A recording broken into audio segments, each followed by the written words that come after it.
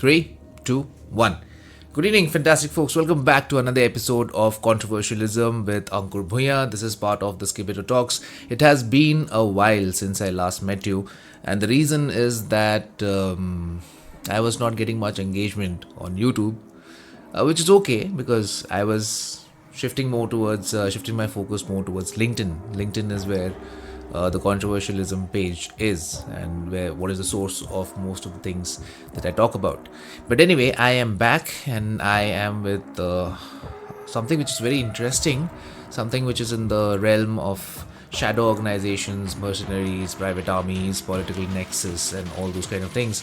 So welcome back to another episode of Controversialism with Ankur Bhuya. Today let's talk about the richest man on the earth you do not know about.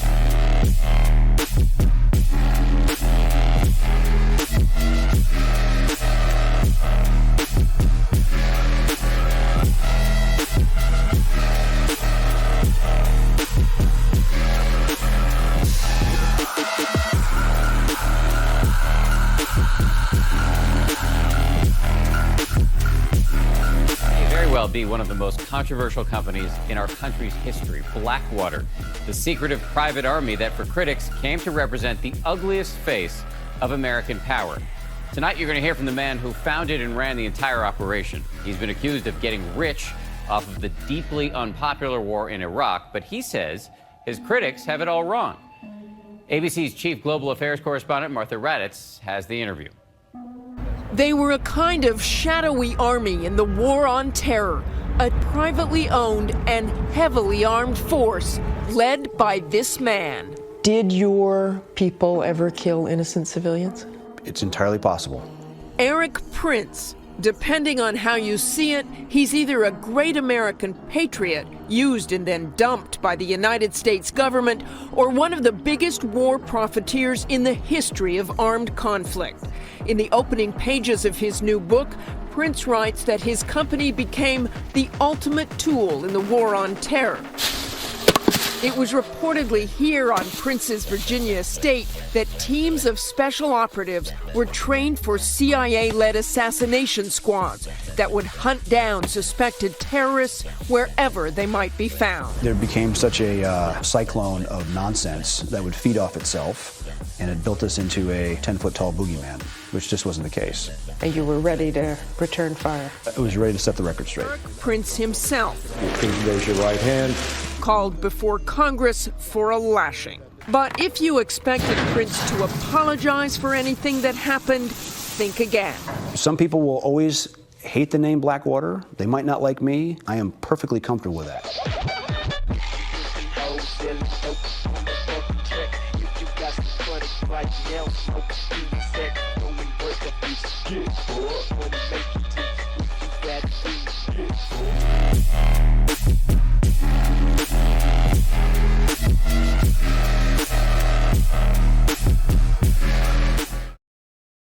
But this story is about much more than one man or one company.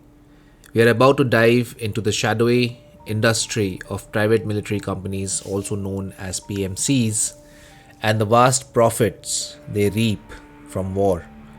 In a world where conflicts generate billions, private actors like Prince sit at the nexus of wealth, warfare, and power. Eric Prince, the founder of Blackwater, didn't start out as a household name. Born into wealth as the son of a successful businessman, he carved a different path from his family's manufacturing roots. His story began in earnest in 1997 when he founded Blackwater, a private security company designed to offer specialized training and support to military personnel. By the early 2000s, Blackwater was moving beyond traditional security roles and stepping into combat zones. The events of 9/11 would propel the company to fame and infamy on a global scale. As the United States ramped up its military presence in Iraq and Afghanistan, the demand for private contractors skyrocketed. Prince, with his military background and strategic business acumen, was ready. Blackwater quickly won substantial contracts from the US government, earning hundreds of millions of dollars to provide armed security for government personnel, convoy protection, and even direct combat support. By 2006, Blackwater had become a formidable presence in war zones, often operating with greater freedom than official US forces. The company's influence was immense, and Prince was reaping massive financial rewards. Some say that Blackwater represented the ultimate in capitalist ambition, an organization that could supply services where and when they were needed, albeit, I am not sure, at a very high price. But others argue that Blackwater epitomized war profiteering at its finest, with its personnel operating outside many legal boundaries, often raising ethical and human rights concerns. The infamous 2007 Nisor Square massacre, where Blackwater contractors killed 17 Iraqi civilians, highlighted the dangers of letting private companies operate with so little accountability. This incident sparked outrage and questions about the role of private military companies in warfare. The US government imposed greater restrictions, but Blackwater was just the beginning. As they say, the genie was already out of the bottle. Blackwater's rise points to a deeper phenomena, the nexus between private military contractors, government intelligence agency, and the so-called deep state. These companies operate largely outside public scrutiny, relying on government contracts to fund their operations. Agencies like the CIA leverage private military contractors for missions that might be too controversial for official forces. In this sense, companies like Blackwater don't just support the military, they extend it. Private military contractors operate in what some call a shadowy economy of warfare. And while public attention focuses on billionaires like Jeff Bezos or Elon Musk, figures like Eric Prince might be the real powerhouses of wealth, quietly profiteering from global instability. While Prince's story isn't as visible as other moguls of industry, his wealth comes from deeply entrenched, lucrative sources where secrecy is as valuable as strategy.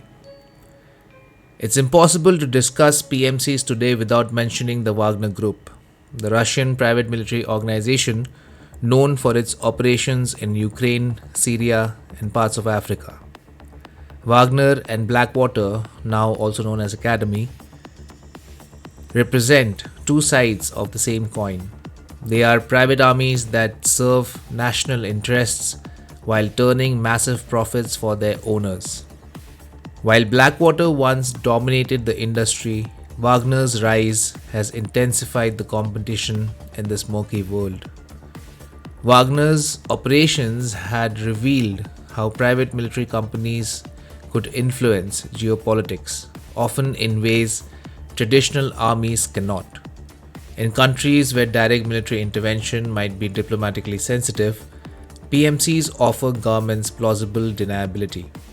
Wagner has been accused of meddling in elections, suppressing uprisings, and exploiting natural resources, particularly in Africa.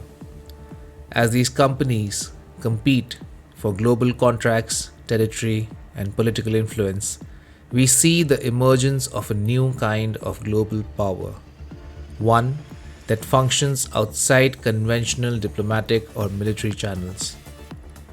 In a world where war can be seen as an industry, Eric Prince and other leaders in the private military contractor sector are the CEOs of wartime economics. This reality is reflected in what's often called the military-industrial complex, the intricate network of defense contractors intelligence agencies, and political figures who stand to gain from prolonged conflict. War is a lucrative enterprise, and private military contractors play a significant role in keeping that enterprise profitable. The economics of war favor sustained conflict over peace. Long-term military operations require steady funding, and PMCs fill in the gaps that traditional military forces cannot or will not address. With each new contract, PMCs gain power, influence, and resources, reinforcing a cycle where their very existence fuels the demand for more private military services. If you talk about Africa, if you look at the continued expansion in Africa and the Middle East, then given the resource-rich and politically unstable conditions in many African and Middle Eastern nations, private military contractors are likely to keep expanding their footprint in these regions. We may see PMCs working alongside governments as they currently do in places like Libya, Sudan, and Syria, protecting high-value assets and propping up governments sympathetic to their interests. Countries with weak militaries but rich natural resources may find PMCs to be an attractive option, especially as PMCs grow more autonomous. Warfare is also becoming digital, and private military contractors are adapting. Future PMCs might expand beyond traditional military services to include cyber capabilities, hacking, and digital intelligence. Imagine a PMC capable of launching both physical and cyber operations against an adversary, disabling defense systems remotely while executing ground maneuvers. The rise of cyber-focused PMCs could mark a new era of conflict where virtual and real-world operations are combined. As nations realize the strategic advantage PMCs offer, we may see more countries actively supporting their own private military industries, creating new competitors. Companies like Wagner had shown that the Russian government had benefited from a controlled but unofficial armed group. Other nations might follow suit, establishing state-sponsored PMCs to operate in zones where regular forces are politically constrained. The ethical concerns surrounding PMCs, particularly regarding accountability in conflict zones, are unlikely to go unaddressed. Expect tighter regulations, especially from countries in the European Union, which are generally more critical of PMCs' operations. International bodies might also push for greater transparency, although it remains to be seen if these regulations will have any substantial impact on an industry that thrives on secrecy. Eric Prince has never been one to shy away from risk or controversy. With competition growing from both Western and Eastern PMCs, it's possible that Prince will pivot Blackwater or its successors towards new territories of innovative military technologies. As governments face budget cuts and downsizing, PMCs might take on even more responsibility for national defense functions. In a time when military budgets are scrutinized, private contractors present an attractive option for handling everything from logistics to security. Eric Prince may not be a conventional billionaire in the mold of Silicon Valley tech giants, but his wealth comes from a source that's older, darker, and perhaps more durable. Fortunes are built in the shadows, and wealth is rarely counted in conventional terms. The allure of secrecy and power means that people like Prince wield influence far beyond their balance sheets, shaping global policy and even steering the course of conflicts that impact millions. Thank you, fantastic folks, for your time and attention. I'll be seeing you soon in the next episode.